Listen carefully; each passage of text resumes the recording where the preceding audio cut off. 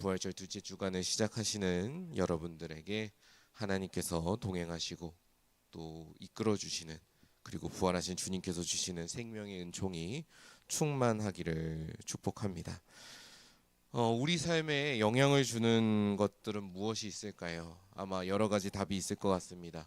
누군가에게는 돈이나 재산과 같은 물질적인 조건들이 우리의 삶에 영향을 줍니다 라고 답할 수도 있을 것이고요.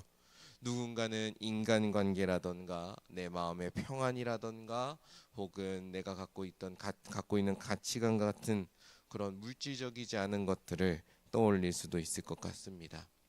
자, 그렇다면 우리가 묵상하고 있는 이 베드로전서는 우리의 삶을 만들어가는 것은 무엇인가? 이 질문에 어떤 답을 주고 있을까요? 오늘 함께 읽은 말씀을 묵상하다 보면 그 답을 살펴볼 수 있는 것 같습니다.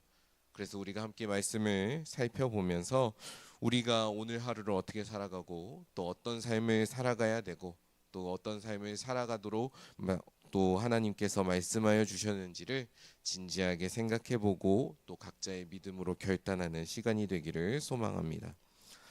오늘 1절과 2절의 말씀은 우리 1장에서 이야기했던 산소망, 하나님께서 주시고 예수님께서 주신 산소망을 가진 사람들이 어떤 삶을 살아가야 되는지 그 삶의 모양을 먼저 알려주고 있습니다.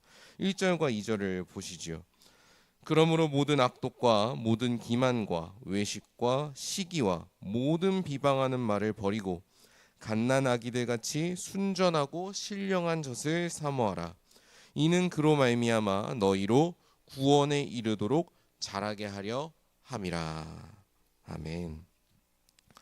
말씀은 참된 소망을 가진 사람들이 다른 사람을 미워하거나 또 속이거나 가식적으로 대한다는 그런 모든 악함들을 버려야 하고 순전하고 신령한 젖으로 채워가야 된다. 순전하고 신령한 것을 사모하면서 살아가야 된다라고 이야기를 합니다.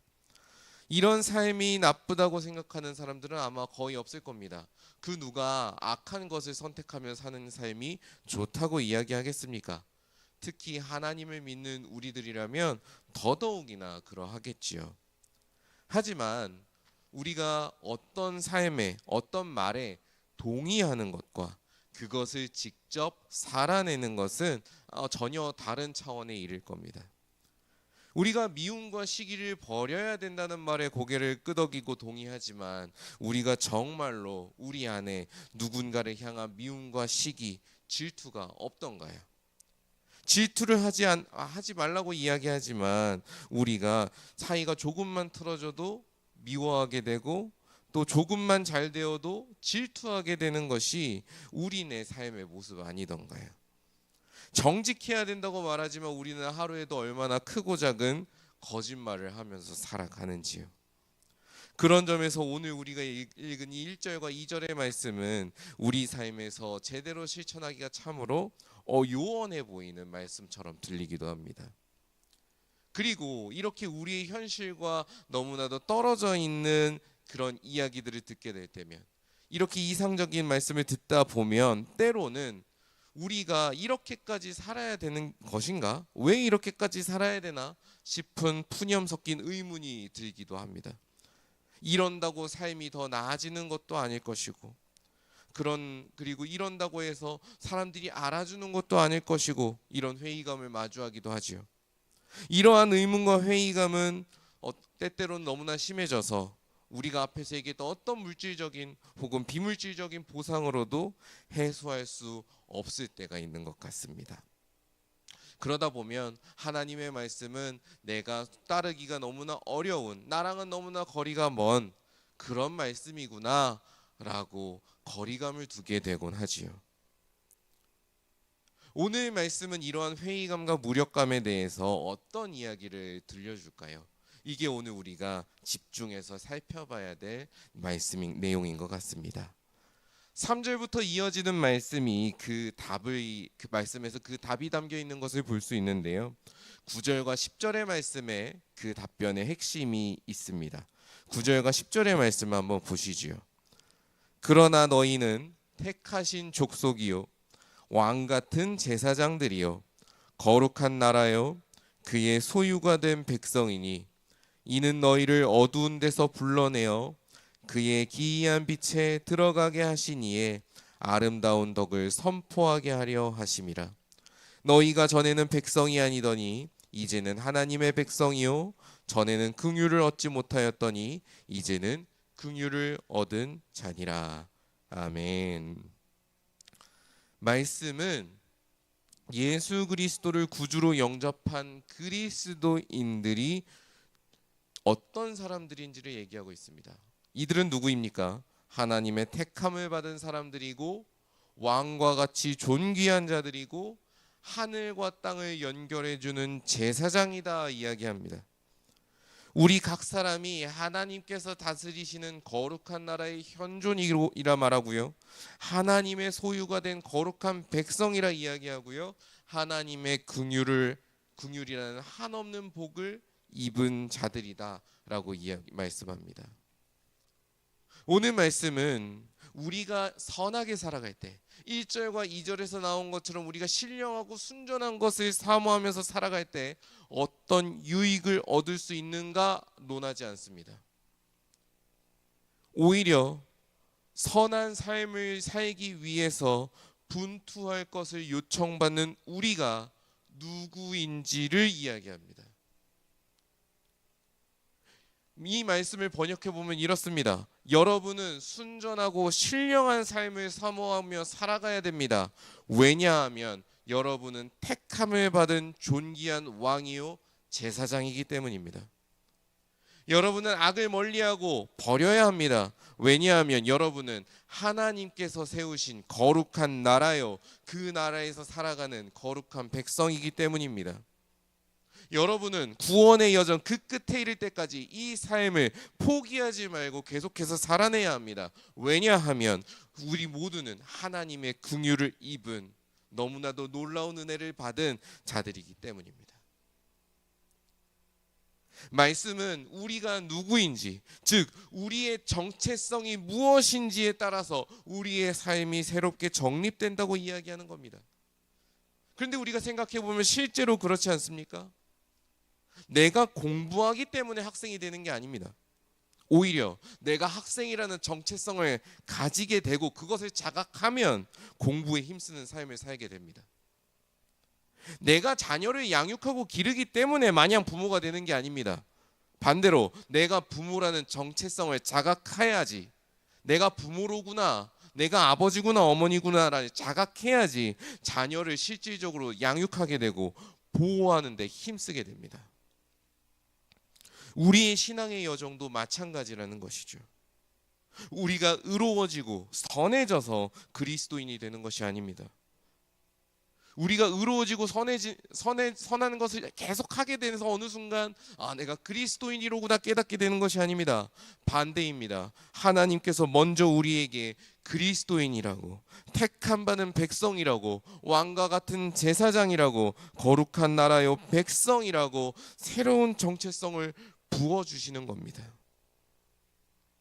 그래서 종교개혁자 마르틴 루터는 우리 모든 그리스도인들이 의인인 동시에 죄인이다라고 이야기했죠. 역설적인 정체성을 갖고 있다고 얘기한 겁니다. 우리는 아직 죄인입니다. 그래서 성경의 말씀에 나와 있는 선한 삶들을 바라볼 때 우리에게서 너무나 멀어 보입니다. 하지만 하나님께서는 그런 우리에게 먼저 의인이라는 정체성을 부어주신다는 거죠. 새로운 정체성을 먼저 주신다는 겁니다. 그리고 그 새로운 정체성을 받은 우리는 그 정체성을 따라서 선하고 의로운 삶을 살아가기 위해 분투하게 되는 것이죠. 그리고 그러한 분투하는 삶을 살아갈 때 성령님께서 우리 가운데 함께하며 그런 삶을 살아낼 수 있도록 도우시는 겁니다.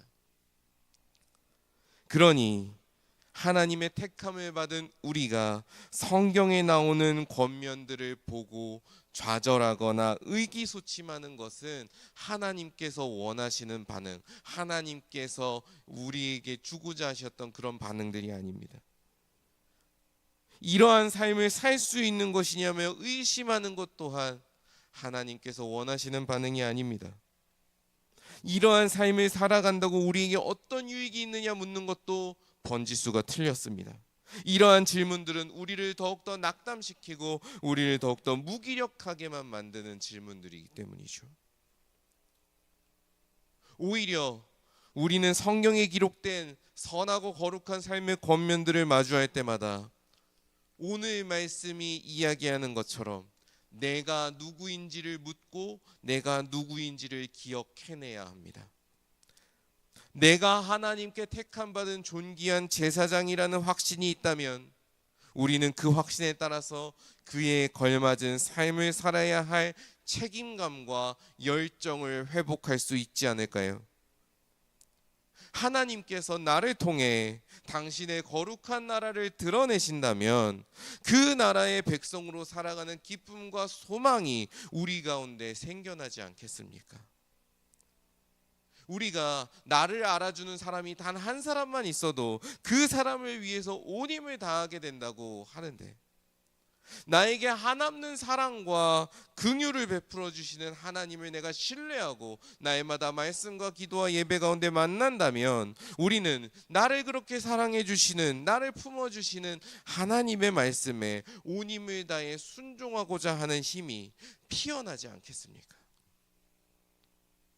우리가 신앙생활 가운데 무기력이 찾아온다면, 내가 어떻게 살아가야 될지 막막함이 찾아온다면 하나님께서 우리에게 부어주신 이 새로운 정체성을 깊이 묵상하시기 바랍니다. 그리고 우리가 매일 이렇게 함께 모이는 이 기도의 자리가 오늘 말씀에서 이야기하는 그리스도인이라는 값비싼 정체성을 깊이 묵상하고 나를 이렇게 존귀하게 대해주시는 하나님의 은혜에 감사하는 자리가 되었으면 좋겠습니다. 이 자리가 그런 자리가 된다면 확신컨대 우리가 살아가는 하루는 더 하나님을 닮아가는 참으로 복된 하루가 될 것입니다. 오늘 하루 우리가 그리스도인이라는 것을 깊이 자각하고 그리스도인의 삶을 있는 힘껏 살아갈 수 있기를 바랍니다. 그리고 여러분의 그런 믿음의 결단과 삶을 통해서 오늘 이 세상에 하나님의 선한 빛이 충만해지는 놀라운 일이 일어나길 주님의 이름으로 간절히 축원합니다. 함께 기도하겠습니다. 하나님 아버지, 죄인인 우리, 참으로 부족한 우리, 언제든 넘어지고 쓰러지는 우리를 존귀하다고 품어주시고 왕과 같은 제사장으로 세워주시고 하나님의 거룩한 나라로 또 삼아주시고 그 나라의 백성으로 살게 하시니 감사합니다. 우리가 하나님께서 불러주신 그 새로운 정체성을 곱씹으며 오늘 하루의 삶을 순전하고 신령한 삶으로 살아가기를 소망합니다. 우리를 방해하는 많은 것들이 있을 것인데 그러한 방해들에 낙담하거나 좌절하지 않게 하여 주시고 우리를 붙들어 주시고 일으켜 주시고 인도해 주시는 삼위일체 하나님의 선하심을 의지하며 하나님의 긍휼을 의지하며 오늘 하루를 살아가게 하여 주시옵소서.